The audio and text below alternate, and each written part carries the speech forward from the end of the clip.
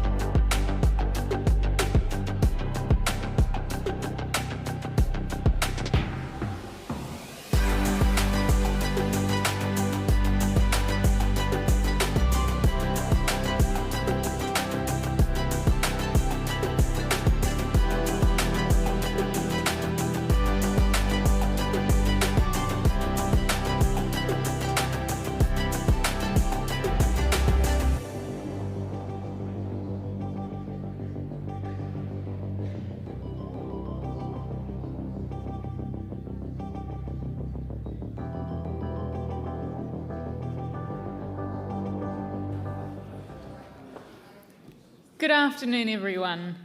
I'm Brooke Van Bowden, the Deputy Leader of the ACT Party. What an absolute pleasure to see you all here today. This is an exciting time for the ACT Party, and we're looking forward to this opportunity to show you how your vote for ACT can change your future. Before we introduce the man that you're all here to see, a few housekeeping points. Please turn off or mute your phones. In case of a fire, please follow the instructions of ushers and staff. Would you please now join me in welcoming our candidates this afternoon? Tony Severin, Karen Shaw, James McDowell, Simon Court, and Chris Bailey.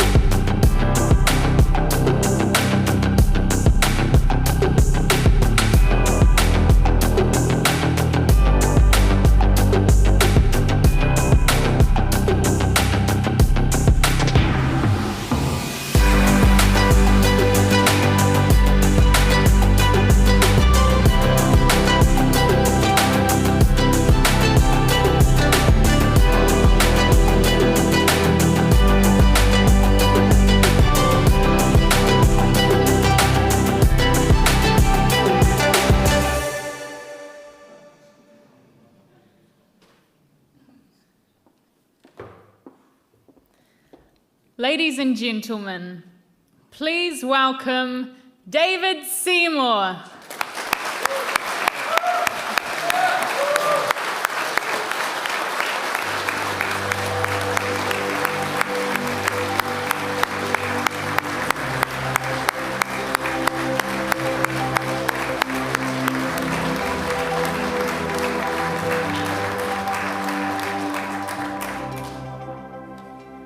Well, thank you very much, everybody, for coming along. And good afternoon, Christchurch. Good afternoon, Canterbury. And thank you, Brooke, for the kind introduction and everything that you and our candidates are doing to make this campaign the standout of the election. Our Parliament is living proof that it's difficult to get quality members of Parliament. You know?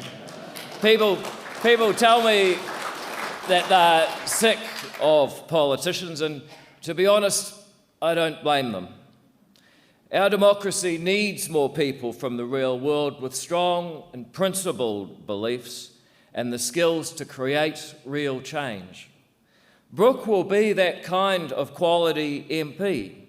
Brooke was the power behind the scenes of the End of Life Choice Act. Remember, this was not an easy subject to campaign on. It was morally charged. And I think it's fair to say there was an interesting coalition of MPs she had to hold together who agreed on no other issue.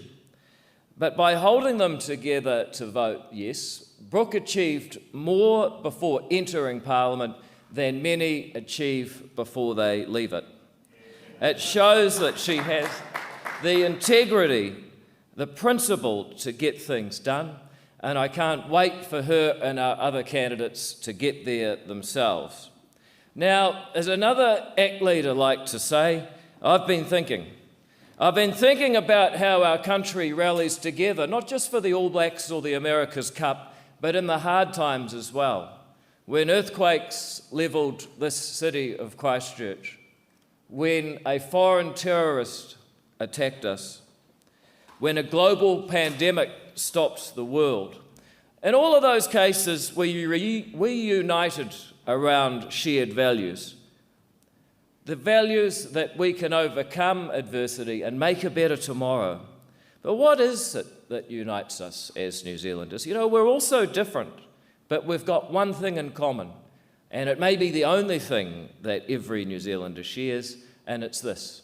We are children of pioneers, the courageous, the brave, the independent thinkers who didn't just talk but acted and chose to move to the edge of the known world for a better tomorrow. Every one of you or your ancestors made that shift.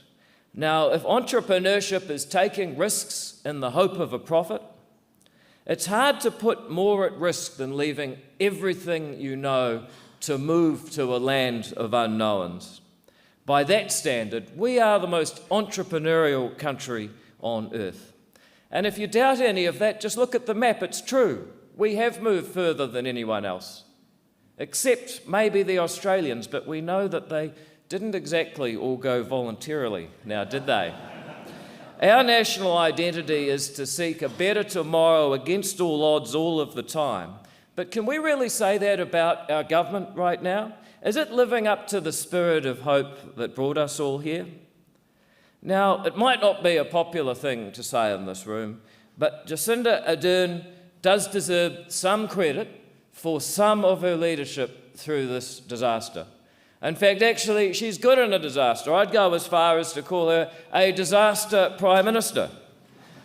But elections are not about the past, they're about the future that awaits us, and far too often we've been served up shallow spin of marketing and mediocrity.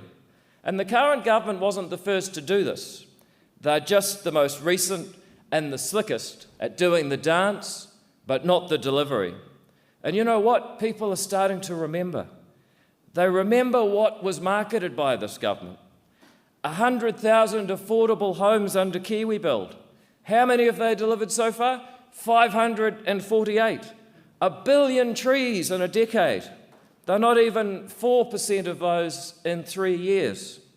Government vehicles were supposed to be emissions-free by 2026. Progress so far, 0.6% of the way. Climate change, remember, was this generation's nuclear moment. But emissions went up 17% under this government. Maybe we should get nuclear to generate electricity. The Prime Minister promised to put children at the heart of everything, but material hardship amongst children went up in that time. Fees-free tertiary. They were supposed to give children from poor households more access to tertiary education. A noble goal, but the numbers went in the opposite direction.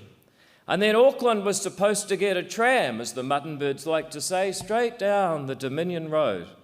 We're still waiting for the tram. Even the use of renewable energy went down under this government. And then they banned 240,000 firearms and spent $120 million buying back 60,000. Now you do the maths on that, and remember, not a single firearm has been bought back from the gangs. Now maybe some of Labor's failures are actually good news. If you want something done, here's a strategy. Get Labor to campaign against it. Now, if we could just get them to campaign against lower taxes and sensible regulations, we might be onto something. Wait a minute, I think we're there. But what about the stupid things and the damaging things that they've done? Banning oil and gas exploration, making an announcement from the podium without so much as a cabinet paper was impossibly stupid. We should judge policy not by its intentions, but by its outcomes. And when you look at it that way, Labor's policy is to run out of natural gas and start burning more Indonesian coal, because that's the effect. How dumb is that? Then there's the farmers, the only people in New Zealand who have a built-in incentive to be conservationists. You see, if you farm, the amount of money you make next year depends in large part on how you look after your land and your animals this year. But that's not why they take care of the environment and do riparian planting and fencing. It's because it's the right thing to do. This government's one-size-fits-all approach to freshwater management means that none of those efforts are acknowledged and unworkable costs are placed on the farm. But what about managing the budget? It's worth remembering the forecast published before the election, when Labor was elected, there was supposed to be a $6 billion surplus this year. Even before COVID, this government had taken us to a $1 billion deficit. In 2 years, they managed to blow out a total of $7 billion, and that's in the easy times. They didn't bother to fix the roof then, and now the economic storm has arrived. And you have to ask yourself, are these the right people to manage out of the crisis that has emerged this year? You know, this global economic and health crisis could go on for some time. I hope that there's a widely available and effective COVID vaccine early next year, but I suspect that this is going to go on for next year and possibly years after that. Now, we Kiwis, we know how to innovate and take advantage of the opportunities that the crisis presents, but can we rely on a government that failed at everything it tried to do before COVID to get us through the crisis? I would say no. You know, we're constantly told that we went hard and that we went early. It's nauseating. The truth is, we were the 63rd country to get COVID, and 10 days before we eventually went down to lockdown, the Prime Minister wanted an international commemoration of our nation's tragedy in this city. Then we're told, the second big mistruth, that we have gold standard contact tracing, when one outbreak requires 6 weeks of nationwide lockdowns. Imagine if you had bronze standard contact tracing. I feel sorry for that country. But let's look at the facts. Throughout this crisis, PPE wasn't ready or available. The people who really should have been tested, those at the front line, are the people who weren't being tested. The lockdown was initially illegal, and when the laws were in place, they created absurdities, such as forcing us to drive past our beloved butchers and greengrocers so we could mingle with a much greater crowd of people at a supermarket owned by the duopoly with the best lobbyists. those in business,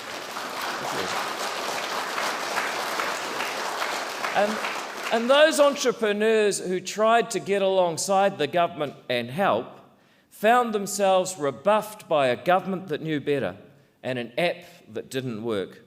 The simple truth is they've been making it up as they've gone along. And at the same time, what about the economy? The Reserve Bank is printing $100 billion, 1% of GDP every week. The government, for its part, is borrowing $140 billion. And the Treasury is forecasting 15 years of government deficits. If it wasn't for this massive sugar hit, the full costs of the government response would be hitting now. But they've brought a decade of spending back to a single year. And you have to ask yourself, is that the kind of track record that we deserve? Now, I realise that it's not enough just to oppose. ACT exists to propose innovative, smart policy ideas that actually work. And what about the alternative, the traditional alternative to Labour? Well, let me take you on a thought experiment. You see, the Nats are unquestionably better day-to-day managers than Labour.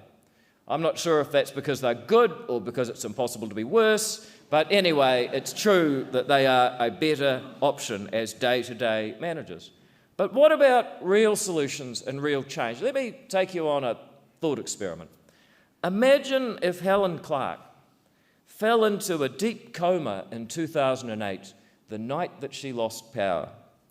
And she woke up 9 years later, in 2017, the night that Labour regained power. And you can imagine the conversation she might have. What do those Tory bastards do to my policies? Nothing, Helen. Really? Seriously, they did nothing. But they said working for families was communism by stealth. They expanded it. What about tax cuts? Well, yes, they cut taxes, but then Stephen Joyce boasted that they made the income tax rates more progressive. Under National, the bottom rate was 3 times lower than the top rate. Under Labour, it was only half. What about the Ministry of Economic Development? Oh, they made it bigger, turned it into something called MB. Does the government still own a bank that we set up? Yep, they've still got Kiwi Bank. Bloody hell, promise me they didn't change the flag. Don't worry, Helen, it's all good. But did they change anything? Well, no, and if you study history, it's not a surprise. National have been in power for 2 years out of every 3 since 1949. 48 years out of the 71, they've been in power. And they still haven't changed a single Labour policy. That's the truth. But the last government did do a few positive things. They introduced a 3 strikes law. If someone commits and is convicted of 3 violent or sexual offences, they get the maximum penalty. I think that's a great idea. And the government introduced charter schools so that disadvantaged kids, mainly brown kids from poor households who never get a go, would get a go in a school that engaged them. The last government or the last parliament started to legalise assisted dying so people could have compassion and choice of suffering at the end of their life. It created a productivity commission, so someone in Wellington was focused on our anemic productivity growth for a change. And then they allowed firms to trial people for 90 days without the threat of a personal grievance if it didn't work out. But hang on, what do all those ideas have in common? Every single one of them was an ACT idea. So let me ask you.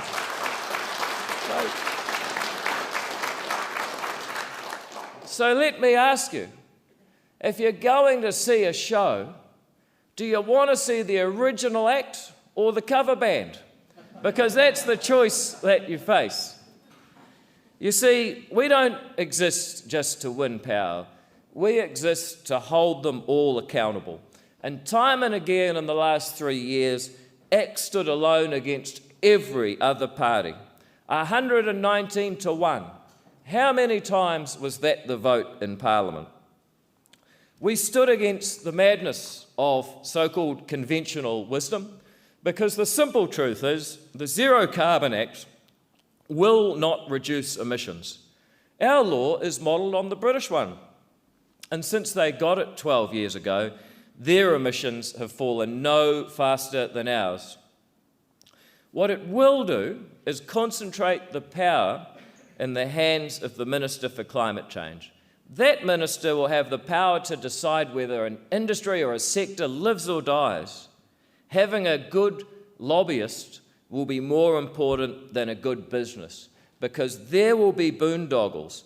This is the opposite kind of political reform that voters are crying out for. And that is why ACT alone voted against the Zero Carbon Act. You know, the Child Poverty Reduction Bill sounds great.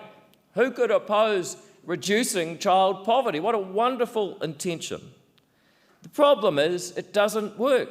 It just requires the government to measure income gaps, and it reinforces the notion that instead of opportunity and personal responsibility, the way out of poverty is for the government to tax some people more and give money to others. ACT voted against this virtue signalling, and we always will. We mentioned the Arms Amendment Bill. Banning certain firearms has done nothing to close the loopholes that let a foreign terrorist commit a heinous crime in this city. Only a quarter of those were handed in the so-called buyback, but also the licensed firearm community, who should be the eyes and ears of the police in stopping further crimes, trust the police less than ever after the way they've been treated. We are less safe than we were on the 14th of March last year because of these laws that were divisive, ineffective, and until the Royal Commission the government paid for reports back, premature. Thank you. And no, I can tell you it wasn't popular in those days, but only ACT had the principle to stand against ineffective law because you and your ancestors did not move all the way out here to settle for marketing and mediocrity over effective policy. Now today we face a major challenge as a country. The next Parliament will have to get smart and rethink the public health response to COVID-19. We'll have to get honest about the debt and rebuild our economy. And we're going to have to get ambitious about reuniting as a country and growing our way out of this mess. But we need a fresh approach to do it. Throughout the COVID crisis, ACT's mantra has been to offer constructive criticism where necessary, helpful suggestions where possible, and ask the right questions to hold them all accountable. On the 28th of January, we said, close the border with China. They would do it to us in a heartbeat in the same circumstances. The 26th of February, by that time, COVID was in 33 countries and the share markets globally had fallen off a cliff. I said it was time for the Prime Minister to come back from Fiji and start preparing for the crisis. The media said I was attention-seeking. Well, how do they look now?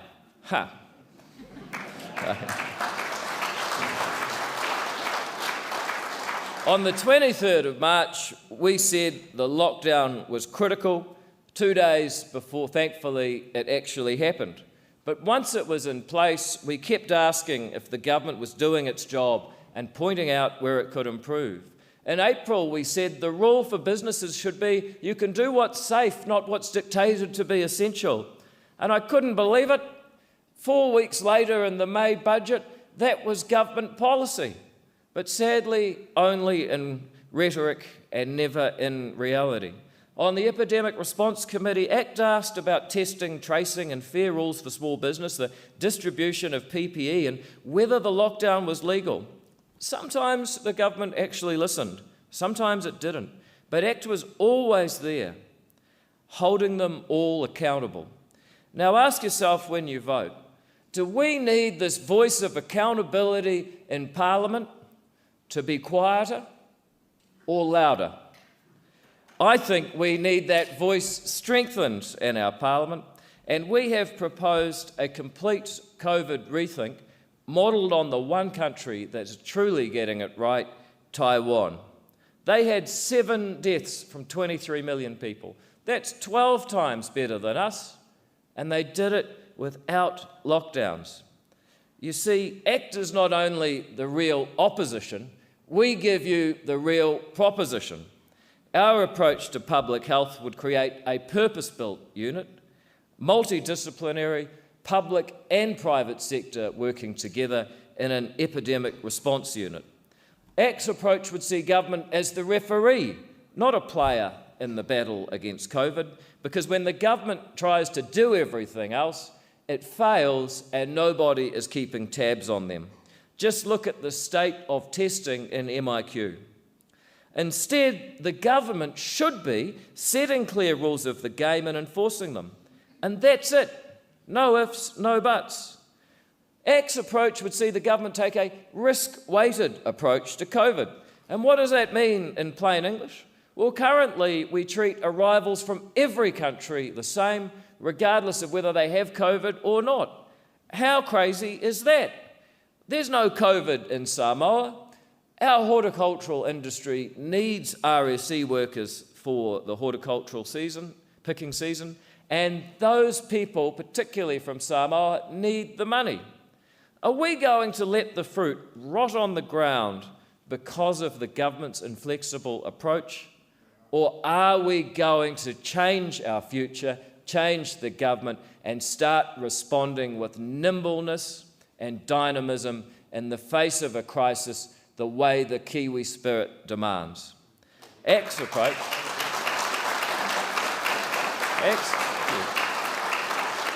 ACT's approach would make better use of technology.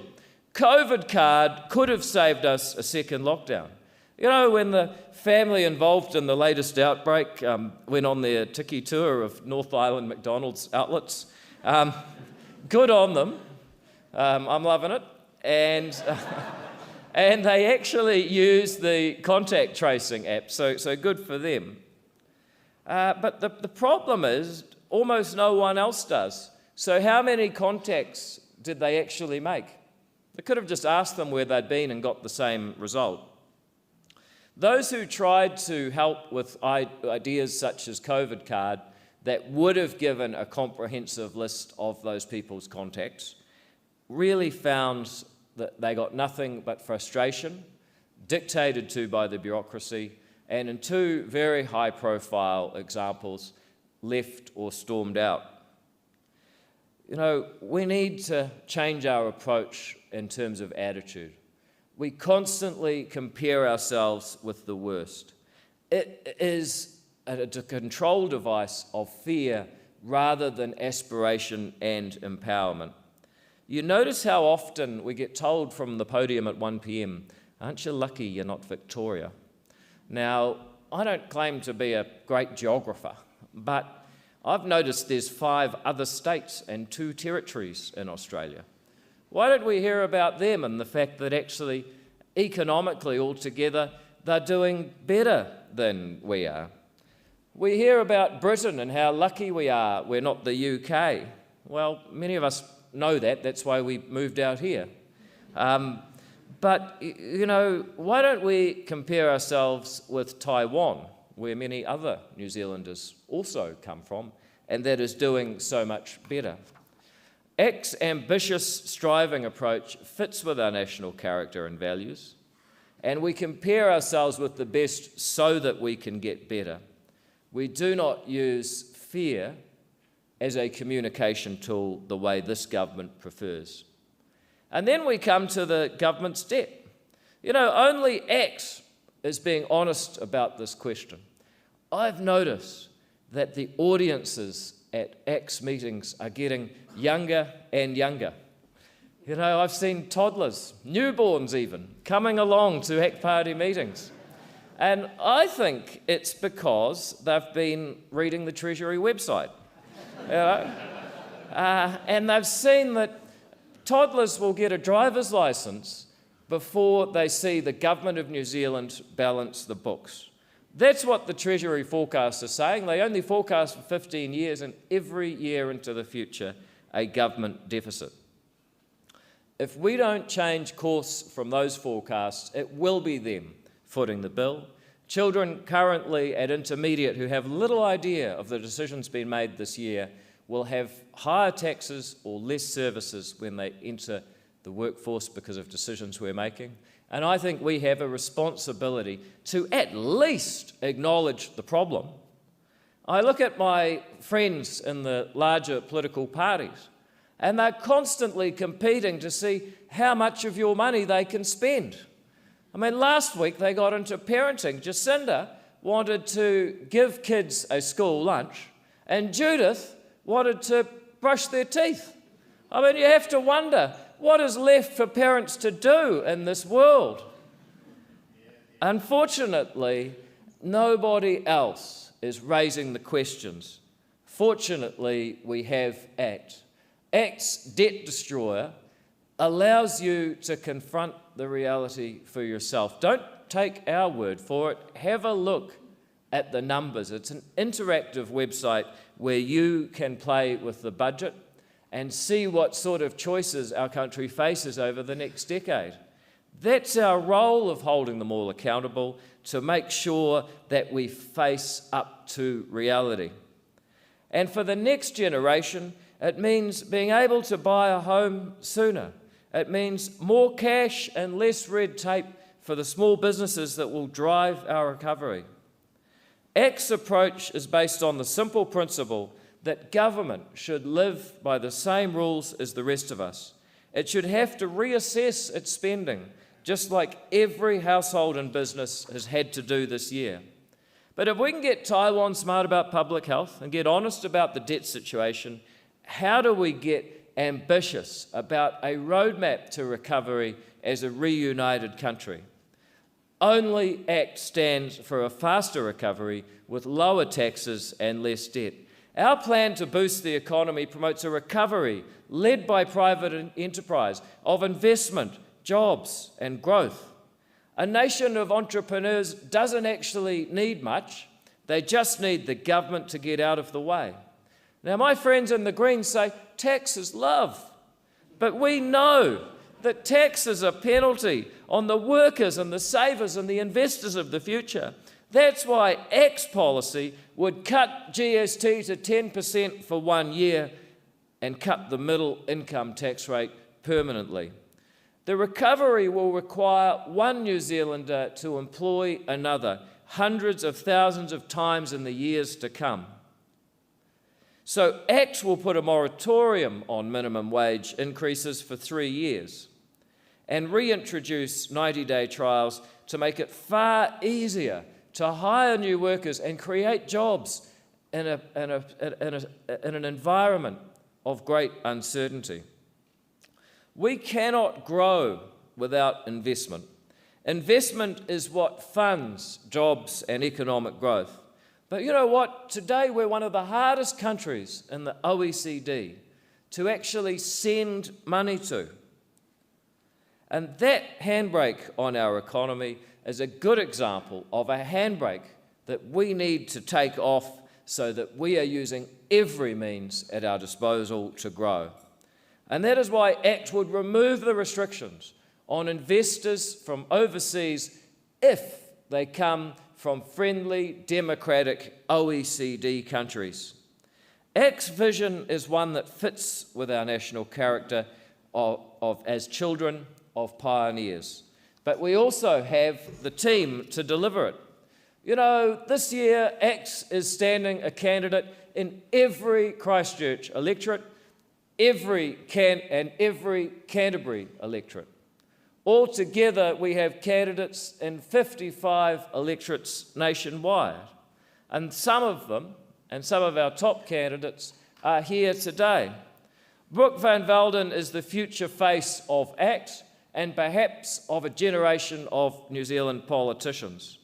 Smart, liberal and likeable, she's from a family steeped in small business.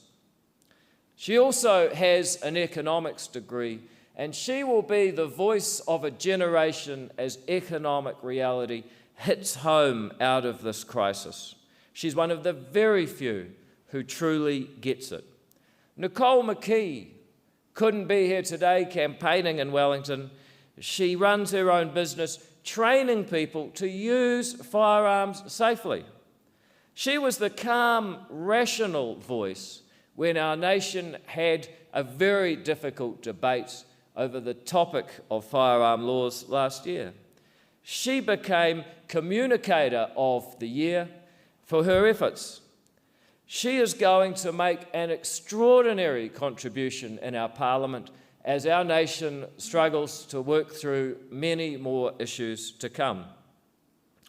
Chris Bailey has 15 years of experience as a youth aid police officer. You know, one of the biggest challenges that we face in New Zealand is what we call million-dollar babies.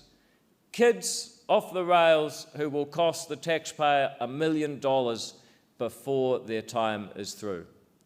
Chris has seen them face to face, worked with them and helped with them for years. He's also a teacher who has another 15 years of experience dealing with and teaching kids in high school. But wait, there's more. Chris is also a small business owner. He employs 30 people at a pub in Nelson named The Honest Lawyer. Now, I sometimes question that.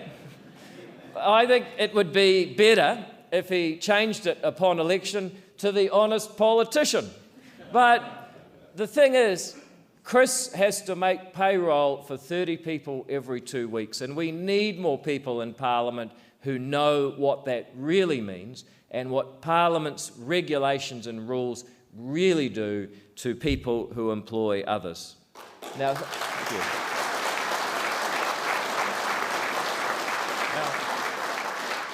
Now, Simon Court, like Brooke, is a reformed Green voter. That's right. We've got real diversity in our candidates. You know, Nicole McKee and Karen Shur and I, we're all Ngāpuhi. Brooke is a vegetarian. We have North Islanders. We've got people from all walks of life standing for ACT under the banner of individual freedom, personal responsibility, and a better tomorrow through aspiration and common sense. But back to Simon. Simon is an environmental engineer. For 24 years, he has worked at the coalface with wastewater, with solid waste management, and he's come to a very profound conclusion. We don't want for regulation in our environmental laws. We have enough regulation. What we lack is innovation, and too often, it's actually the regulation that stops the innovation. So many people say, if only we had a blue-green party. You know, people like money, people like the environment, why not have both? Well, actually, I got a message for you from the physics department. If you combine blue and green, you get yellow. And Simon, because he has a practical approach to environmentalism, actually gives a fresh perspective. So while the Green Party's bottom line is more taxes, Simon will be there making constructive, practical suggestions to better care for our environment without making a new rule every 5 minutes. Now, James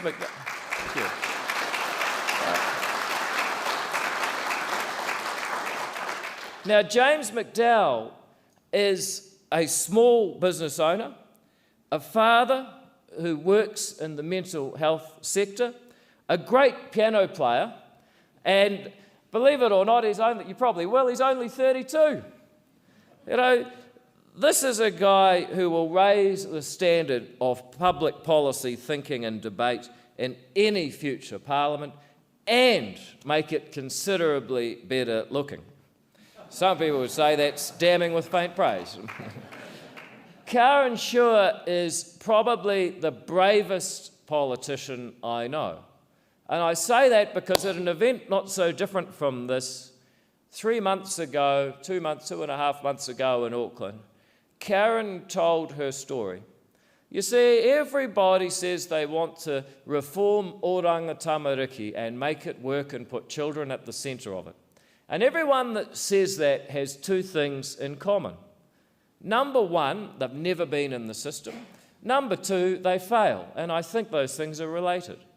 Karen publicly told the story of what it was like to be a SIFS kid. She understands how it works and why it fails and why children are never put at the centre of it. And she's going to Parliament because she's determined to fix it for the next generation of those kids who are beaten and suffering. Imagine having that sort of perspective in our Parliament. Mark Cameron. Thank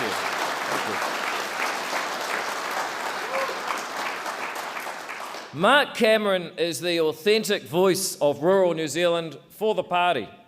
A Ruawai dairy farmer with 32 years' experience, Mark can tell you what rural New Zealand has gone through and what's needed to restore the respect due to our dairy farmers. Mark will also tell you a story. He has sadly lost 4 of his neighbours in his career because mental health in rural New Zealand is a disaster. And so not only will Mark be speaking for rural New Zealand, but along with Brooke, speaking up for the mental health reform that is so sorely needed to get value out of the $2 billion we spend every year. And that takes us to our local candidate, Tony Severin. Now, Tony is standing in Christchurch East. Tony runs and owns a business that employs 15 people across 3 cities. She, like Chris, knows what it's like to make payroll every second Thursday. She knows what it means to have onerous laws and regulations put on businesses for the purpose of political posturing by politicians on a whim every 5 minutes. And she is the kind of voice that we need in Parliament. You know, you or your ancestors came here to change their future. They came here because they wanted better. I think we have to ask ourselves, would they be proud of the government that can do the dance but not the delivery? Well, I humbly submit that ACT can do the dance and the delivery. And that's why when voting opens this Saturday, I'm not just asking for your vote, but your insights, your inspiration, your ideas. It's all too common for politicians to go to Wellington and forget who they work for. We never have, and we never will. ACT is your party. This is your movement, your moment, and your voice in Parliament. So let's put a new team in Parliament. Let's hold them all accountable, and let's change our future. Thank you very much. Thank you.